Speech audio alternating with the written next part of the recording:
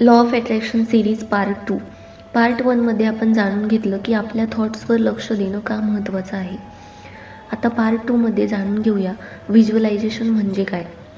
तुमचं स्वप्न डोळ्यासमोर पाहण्याची सवय लावा. व्हिज्युअलायझेशन म्हणजे तुमचं ध्येय आधी मनात स्पष्ट पाहणं. जेव्हा तुम्हाला माहिती असतं की तुम्हाला कुठे जायचं आहे, तेव्हा तुमच्या कृतींना योग्य दिशा मिळते. एक सिंपल 1 मिनिट रूल ट्राय करा. मॉर्निंग 1 मिनिट, आज तुम्हाला काय अचीव करायचं आहे ते व्हिज्युअलाइज करा. आफ्टरनून 1 मिनिट, तुमच्या गोलकडे तुम्ही पुढे जात आहात असं पिक्चर इमॅजिन करा आणि स्वतःला रिमाइंड करा. नाईट 1 मिनिट, तुमचं गोल पूर्ण झाल्याची कल्पना करा आणि आज त्यासाठी घेतलेल्या छोट्या स्टेपबद्दल स्वतःला ॲप्रिशिएट करा. दररोज फक्त 3 मिनिट तुमच्या गोलला द्या. हे तुमचं फोकस टिकवायला आणि तुमच्या ध्येयाच्या दिशेने ॲक्शन घ्यायला मदत करू शकतं. स्वप्न फक्त व्हिज्युअलाइज करू नका, त्यासाठी कामही करा.